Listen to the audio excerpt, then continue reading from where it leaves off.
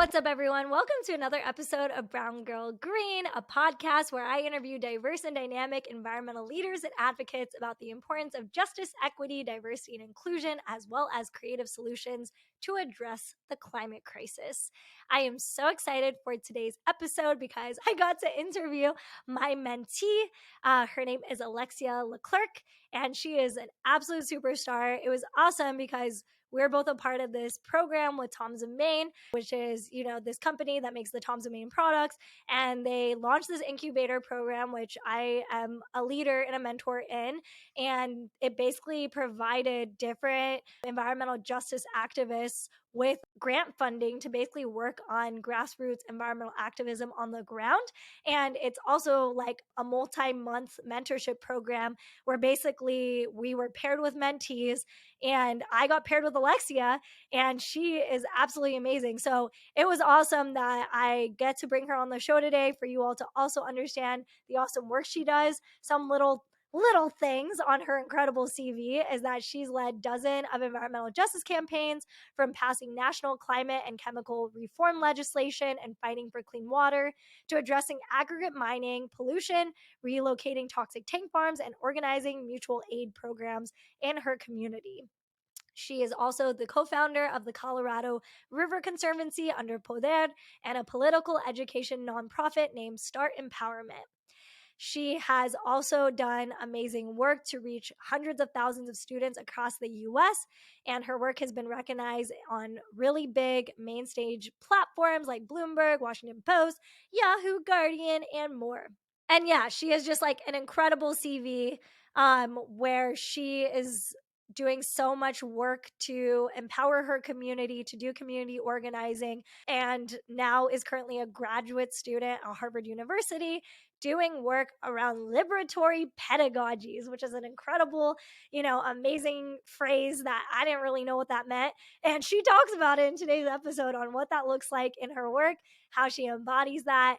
And just a TLDR, her whole ethos is about providing tools on the ground when it comes to communities fighting against extractive industries that are harming their communities, and being able to build trainings and curriculum to empower them to stand up and say enough is enough, to take action and to address climate change. So check out this episode, and as always, remember to subscribe to the Brown Girl Green podcast and follow the Brown Girl Green podcast Instagram that just launched recently. What's up, everyone? Welcome to another episode of Brown Girl Green, where I interview environmental leaders and advocates about the importance of diversity, equity, and inclusion in the climate movement, as well as talking about solutions to the climate crisis.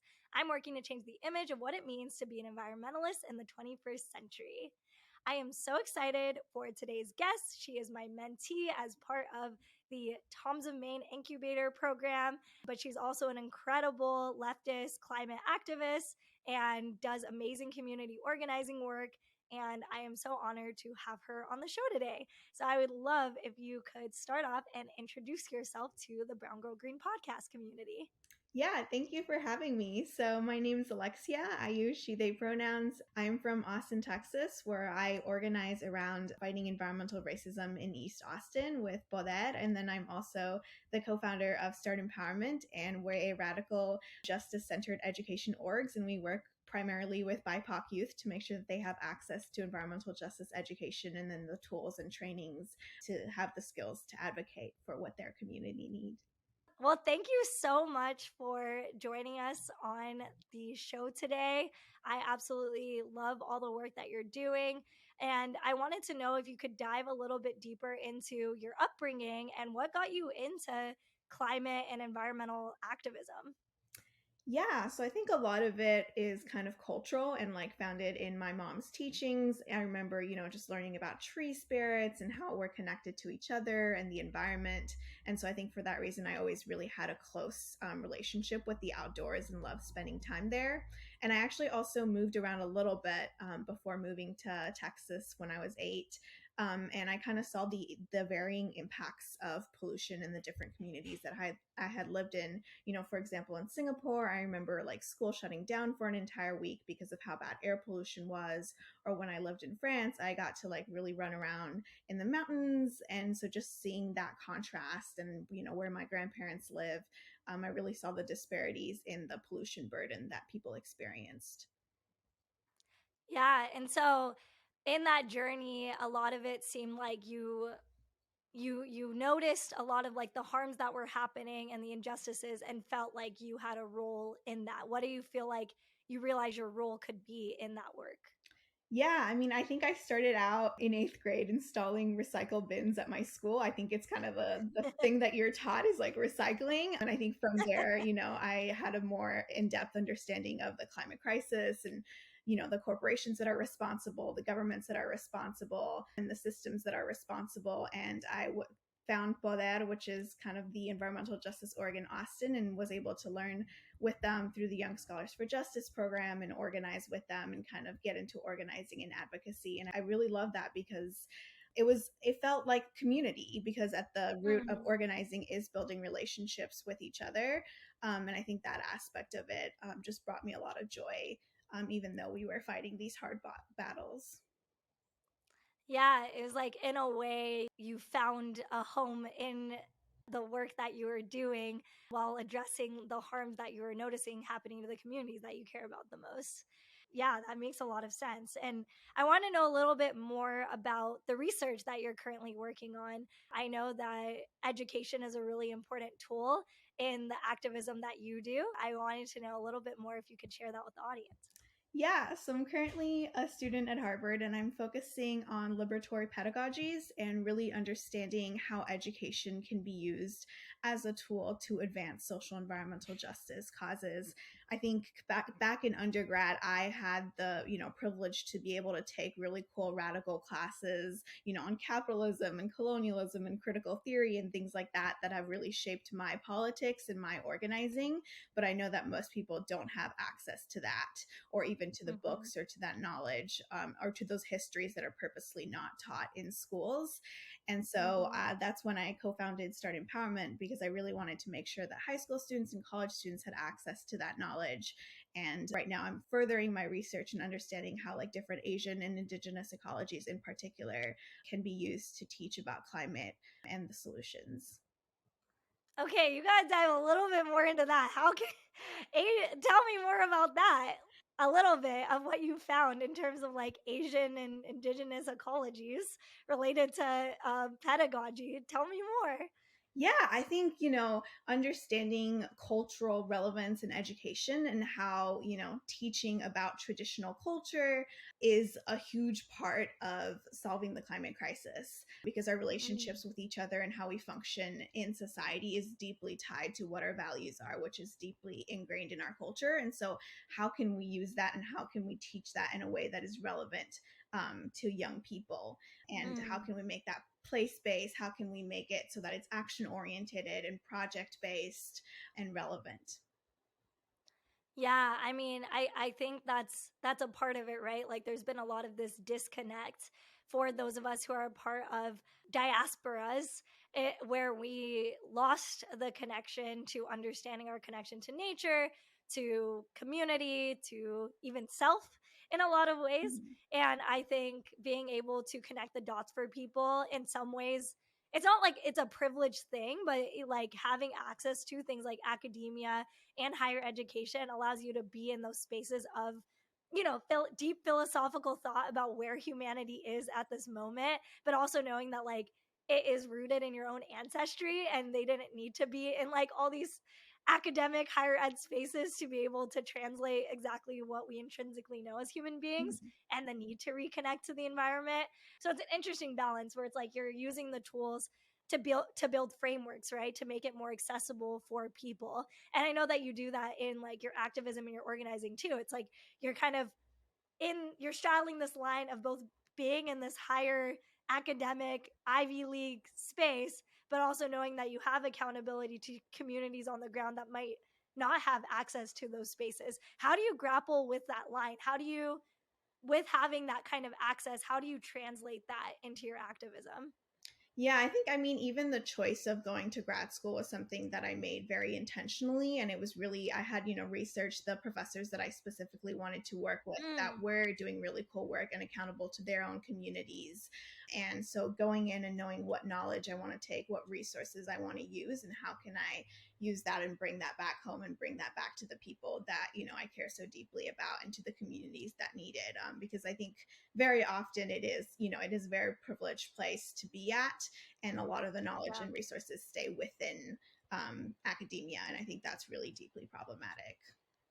Yeah, and that's why, like, if you look at the percentages, like the percent of BIPOC people getting masters or even PhDs, like I've seen the chart, like the number continues to decrease as you get more degrees or accolades, and it is one of those things where it's like it will just stay in those institutions, and I think it is something to say, like, I didn't decide to go to grad school because I felt like I didn't see the value in it, but I think there is an amazing value that does still exist, especially for people who come from marginalized communities, to be able to access those spaces, be able to reap that knowledge and build out, programming and get access to funding that you can only get it by being a part of those institutions and getting those titles, and then being able to do that redistribution, right? So it sounds like that's like a big part of like the approach that you're taking is like you're being able to build out exactly the program you want to build, working with the professors you exactly want to build with, to be strategic and to bring those back to the communities you care about. Am I right about all of that? Yeah, 100%. Okay, great. That's awesome. I think that's something that for people listening, that is an amazing way that you can use grad school as a tool for climate activism by being able to access a lot of that intergenerational wisdom and wealth period that is found in those higher institutions and use that. There's so much grant funding, there's so much funding for research about topics that you otherwise wouldn't be able to get funded if you just did it on your own, and I think that's something that a lot of communities of color could be taking advantage of, sans the major financial and racial and economic barriers that a lot of these institutions pose to our communities, but that's another conversation. But, I want to get a little bit more into your actual like organizing and campaign work.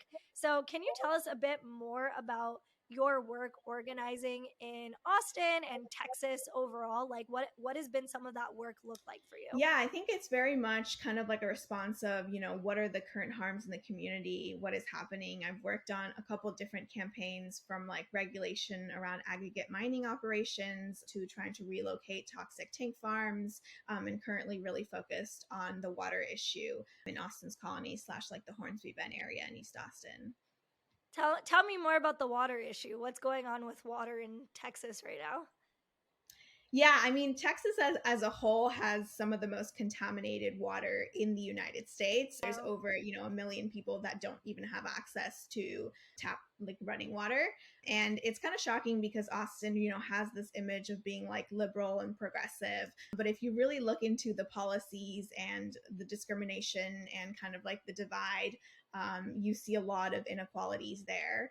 And one particular one is in this neighborhood in the Hornsby Bend area. There's around 12,000 residents, and they don't have access to clean and affordable water. They're being serviced by this private water entity. And I think, water privatization has also been a huge issue. And we see from mm, across the country that people that are serviced by private water companies have higher fees and lesser quality water. And so they're getting charged around a 50 to like $300 a month for water that is often brown, like literally just like brown and orange. mm. And the TCEQ, which is our environmental agency, is not necessarily responsive, which is not, not surprising at all. It's been a common thread, and all environmentalists kind of know to work around it, or try to Wow. find other ways to get at solutions. So one of the things that we've been focusing on is organizing that community to try to increase pressure on the county and the city to do something about it, especially since Tesla moved in next door and they were quickly able to get out of the jurisdiction of the private water company and actually Wow. use city water. And so we see a very clear case of corporations being prioritized over people. And so, yeah, we're trying to put pressure on the city and the county. We're also working on federal policy with the water bill, and then also kind of working on some state reforms with the drinking water revolving fund and how that operates and how they have qualifications for who gets to get a grant or who gets to get a loan. So I think there's just so many barriers at every single level for them to get access to clean and affordable water, which is such a basic human right. That's so insane. And like Tesla just comes in and is like, okay, we can surpass that because we have like the funding and we probably fund a lot of the politicians in the area or whatever. That's so crazy. Yeah, and I Um, think it's also because it's on the east side because yeah. we have very unequal environmental laws for East versus West Austin, and so there was, for example, an amphitheater that was trying to get water on the west side, and they had to go through a vote through the Environmental Commission and then later City Council, but it got voted down in the Environmental Commission, and so they weren't able to access water. But being Wow. on the east side, it was just very bureaucratic. It was behind the scenes and they Wow. just got approval and got connected immediately. Wow. And it's just insane to realize things like this are still happening even in like 2023, that like even in a place that's like so progressive and like brings in so much wealth, especially during like things like South by Southwest and all these things, it's like people living there don't even have access to clean water. That's insane. Um and it just shows you like the disconnects that people Yeah. can have. Like there's just so much wealth, but then it's like it overshadows or hides the actual real issues happening. But that's an America problem. But this is like a Yeah. case study of a very big American problem. And yeah, can you dive more into Star Empowerment? Like, what is your vision for it? I know you talked about like why you started it, but like where do you want it to go? Obviously, you're talking about like policy and organizing, but like could you dive a little bit deeper on like especially your plans of this year and being a part of the incubator program? Would love for you to walk us through that a little bit more. Yeah, so I think with Start Empowerment, we started out working with high schools and implementing environmental justice curriculum and projects. One of the huge focus that was kind of student led was like food justice and like school gardens and making sure their communities have access to fresh fruits and vegetables. And then from there, during the pandemic, we also shifted towards doing community based education. And I think that's been extremely powerful to make sure that community members and young people have access to understanding what is organizing, how to get involved, to have the training and the skills. And right now, I'm actually working on a really exciting project trying to build both a liberation school, something that we've already kind of started with our summer programming and are building the new iteration of, and kind of building a leftist climate movement. I think being in the climate space for the past 5 years, me and my friends, we've noticed a lot of the issues that have come up time and time again, from like, neoliberal policies being pushed at the forefront or as the only solution, to Mm-hmm. like just like racism within the movement and sexism and harm and lack of like conflict resolution and all Go these on and little on. Yeah, things. there's plenty. Yeah. Yeah, and so I think we're at a time where I think people are looking for like what is the next thing. And I think even Mm, with the Biden decision with like the Willow pipeline, we've yeah. seen it time and time again how Disappointing. neoliberals, Mm-hmm. politicians are failing us and they're continuing to prioritize corporate interests. And so Mm-hmm. thinking about how do we really build dual power, how do we really create sustainable communities, how do we have sustainable mutual aid initiatives, and how do we really build collective power to go against Mm-hmm. these harmful institutions, and how do we utilize political education and organizing training to build that foundation for communities to have the agency to do that. And Mm-hmm. so it's been a really exciting project. It's still kind of behind the scenes at the moment, but I think by towards the end of the year, we'll have something public. And I'm just really excited to see where it goes. And I feel like so many people that I've talked to in the climate space are ready for this kind of next iteration of the Mm-hmm. climate movement. So yeah.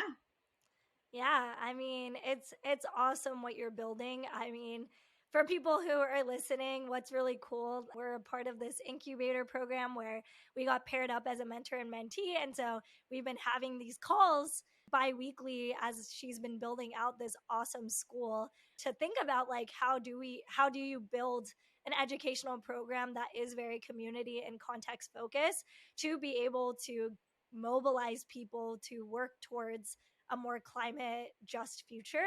And, you know, a lot of that can feel very theoretical. Again, it goes back to like this idea of like academia and how do you put it into practice. And I think what I'm really impressed about what you're building is you're making it translatable, right? You're actually not talking about it behind classrooms. You're actually like, okay, let's get out in the community. And if we really do want to organize and we really do want to stop these corporations from polluting our neighborhoods and we really want to pass legislation, like that's great and all. But like when you actually think about the economic and the educational barriers to mobilize people in that specific way, there has to be frameworks, there has to be bridge building. And I think what you're building with this school is going to be an awesome tool to work towards that, right? Because that's what we need in terms of this next step of the movement. I think what we need is we need infrastructure that makes it easier for people, especially people who come from marginalized communities, to plug in and to know that they have the agency to plug in and that like they don't have to do it by themselves. And I think that is part of the collective movement that needs to shift. I think been a lot of discussion where I've seen a lot of communities who are just very fed up and frustrated with how the government has failed them time and time again. No matter what your political ideology is, I think everyone across the aisle feels that way right now as a country. And I think being able to create a space for, you know, more leftist ideology to come forward is actually an opportunity to bring in other groups to the conversation, especially people who come from, you know, blue collar, lower income communities. And we saw that with East Palestine and what just happened. I think there was this interesting shift in consciousness a little bit, a little bit. I'm not saying all the way, but like I noticed people there that were predominantly white, but also poor, who were like, hey, this is really messed up that this corporation is just getting away with this. And then it's like, okay, that's like an interesting intervention point, right? Where it's like, okay, let's have a conversation about how your issue is actually connected to my issue of being in a predominantly poor black or brown or indigenous community, and that corporations are a big part of the problem, that the government is failing us is a big part of the problem, and there is a moment of unity there, right?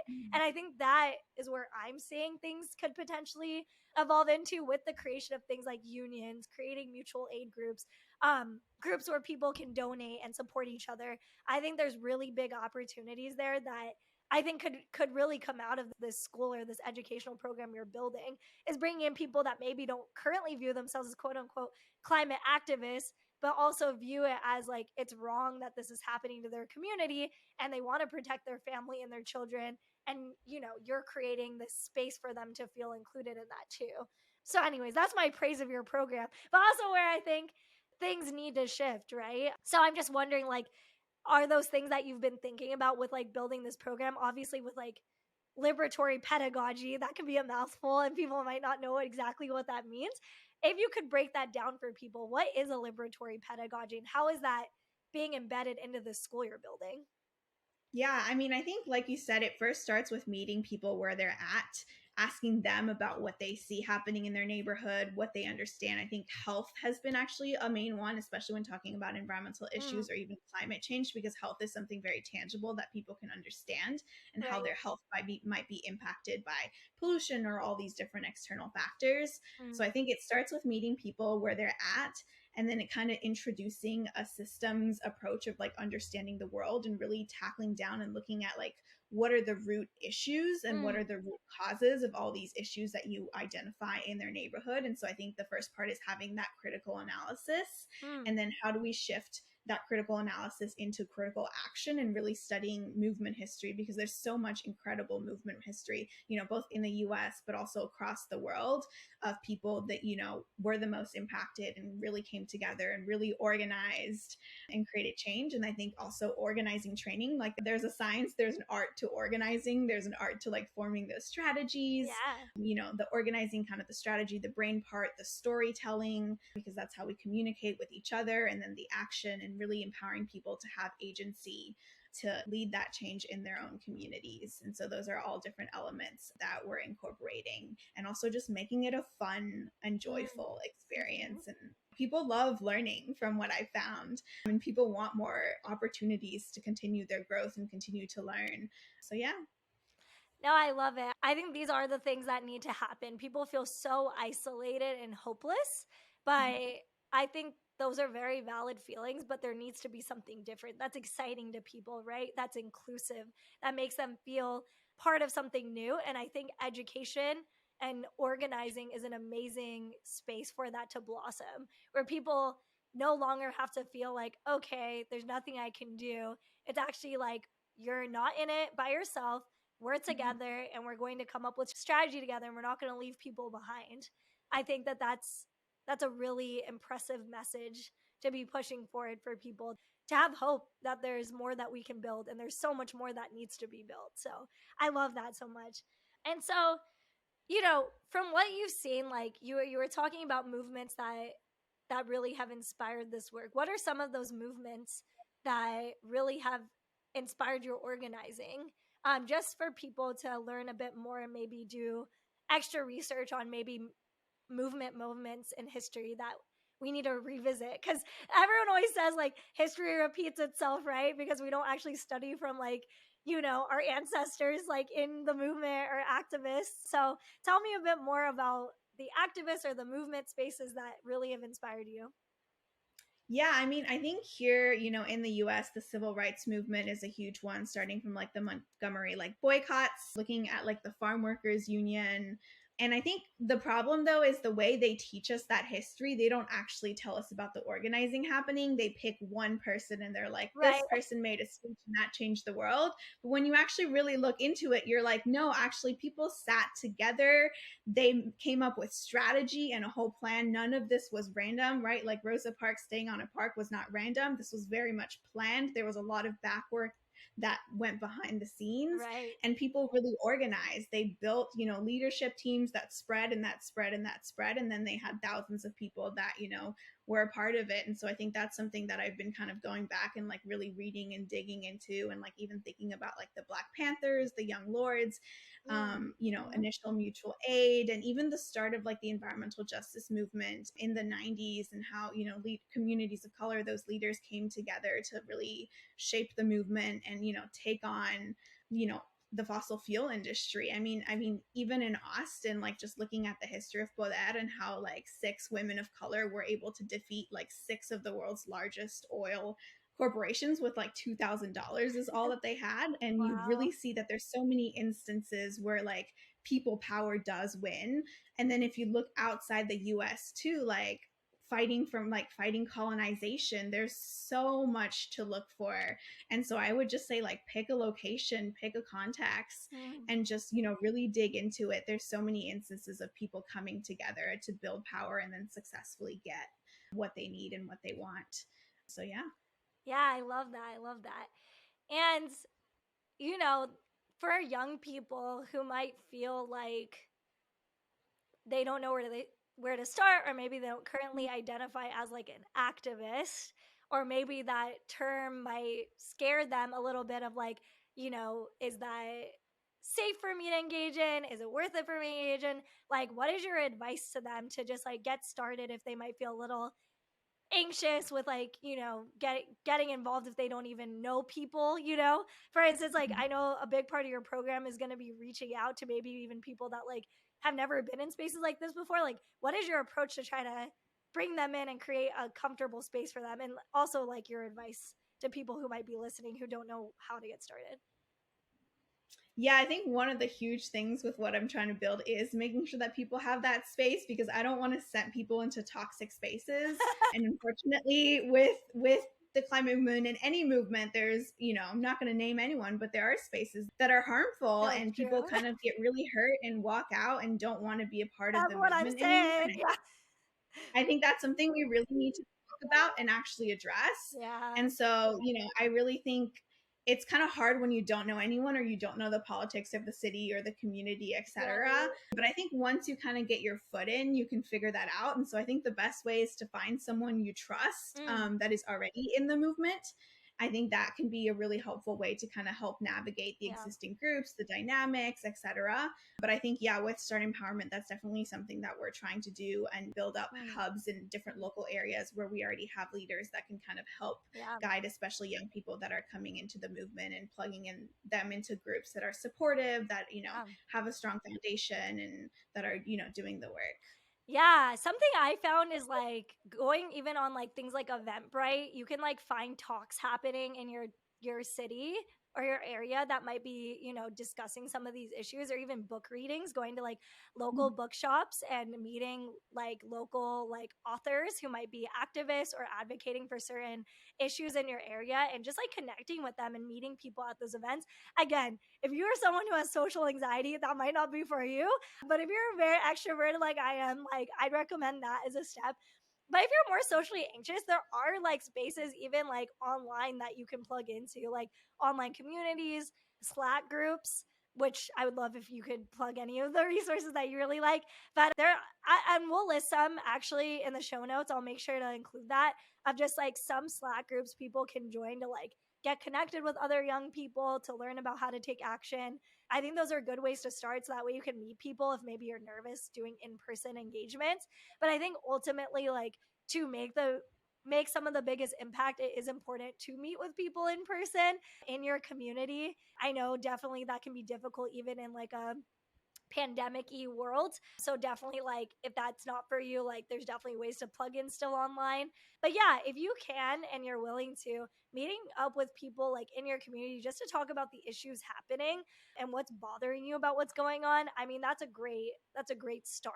And then trying to plug in with like local organizations and nonprofits that already exist. You don't have to start your own thing. I think a lot of people think you have to start your own thing. That's really not true or necessary. Like, there needs to be more capacity building. But like you said, there also needs to be culture shifting, maybe even in some of those organizations that are like, well, we've been the activists this whole time. So like, you all can't just like come in here and whatever. It's like, no, that in order to build like an inclusive movement, there has to be space held for older ideologies, newer ideologies, sharing best practices, but being open to feedback and shifting. I think that's a big part of what we need in this movement moving forward, is like conversation and dialogue, and to know that people are on your team and on your side, even if maybe you don't 100% agree with every single thing. That's where the magic can happen, to build strategies and collective power together, right? So I love that that's going to be really important to you and what you're building. And so I just want to know, I always like to finish these shows by talking about other action steps and tools to be supportive in your activism or the work that you do to address climate change. So, obviously we're in this mentor mentee relationship and program together. I wanted to know a bit more on like, how has both a not to ask you maybe direct feedback on have I been a good mentor to you, but asking like, how has mentorship, been supportive for you in the work that you're doing? And also, how have you been a mentor to other people? Can you dive a little bit more into that? Yeah, I mean, I think especially like having an outside perspective is always important, because it kind of enables you to really think about the solutions that you already know but might not be thinking of. Like, I think about the whole practice of coaching, and it's really trying to help people unlock the solutions that they already have, but just might not have the right way to kind of frame it or think about it or get to it. And so I think always having that like outside eye is really helpful for the community to really be able to understand what they need to do. And so I think that's, that's critical. Like, coaching is critical to movement building. And then I think, we have to help each other and coach each other and mentor each other. And really, for the young people that are up and coming, I know, I help run the Young Scholars for Justice program, and then with Start Empowerment, I just like love working with young people, and it's, so much fun to help them kind of be on this journey of understanding the world and their place in it.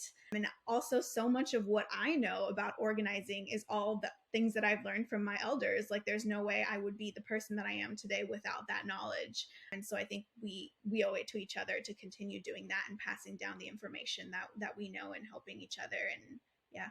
Yeah, totally. And then just to wrap up, how can people plug in and support the work that you're doing? If you can plug some of the programs and the projects that you mentioned during the show, and how they can plug in with you. Yeah, I mean, with Poder in Austin, if you're in Austin, definitely come organize with us. We could always use more help. There's also a petition that we have going on right now about the water issue in particular, and you can find that on our website. And then I think with Start Empowerment as well, be on the lookout in a couple months. We're going to be, launching and, wanting young people to join us in our journey this year. So yeah, and then just follow along. I think one thing that I always think about when I'm in positions where in rooms where there's like decision makers and things like that is like, how can I support the people that are doing the work? How can I bring that up? Like, little opportunities can lead to so much more. And so I think supporting each other in that is always really important, and thinking about the different spaces you're in, even if they're not environmental spaces, how you can support environmental work and environmental activists. And where can people follow the work that you're doing? Yes. So my personal Instagram is alexia.leclercq. And then also both the orgs that I work with have websites. So it's poderaustin.org and then start-empowerment.org. Awesome, awesome. Well, thank you so much for sharing all of that. And is there anything else you want to share with listeners before we go? No, thank you all for having me, and thank you for listening and being here, and for all the great work y'all are already doing or going to continue to do. Amazing, amazing. Well, thank you all for joining us for another episode of Brown Girl Green, where I interview environmental leaders and advocates about the importance of justice, equity, diversity, and inclusion, as well as creative solutions to the climate crisis. And make sure you subscribe to the Brown Girl Green podcast. And you can listen to this on wherever you get your shows, and subscribe to the Brown Girl Green YouTube channel. And make sure to follow the new Brown Girl Green podcast page at the Brown Girl Green podcast. Thank you all. Thank you all again for checking out another episode of the Brown Girl Green podcast. As was mentioned, make sure to check out Alexia Leclercq on IG, as well as Start Empowerment and Poder. They will all be listed in the show notes for you all to click through and find more resources for organizing and just learning about the curriculum and education programs that they are building over there. And I just want to say that if you got anything out of today's episode, is that education is such a powerful tool when it comes to taking action around climate change. Being able to educate each other in our communities is so critical. And for those of you out there that have access to an academic background or higher education, definitely figuring out how to use that education to build tools, programming, and training to empower your community and to support the work happening on the ground is going to make a really big difference. So I know everyone always says, these little individual actions you can take, but being a bridge builder is a really big part of that. Being an educator is a big part of that. And I hope if that speaks to you, that you activate and take action in that way. And as always, make sure you subscribe and listen to the Brown Girl Green podcast wherever you get your shows. If you loved this episode, subscribe to the Brown Girl Green YouTube channel, share it with your friends, your family, your neighbor down the street. And make sure that you follow the new Brown Girl Green podcast Instagram channel, which is at Brown Girl Green Podcast on IG. Thank you all again so much. Make sure that you stay safe out there. Keep educating your friends and family about climate change, and make sure that we are uplifting activists and organizations in your area. Thank you again, and catch you next time.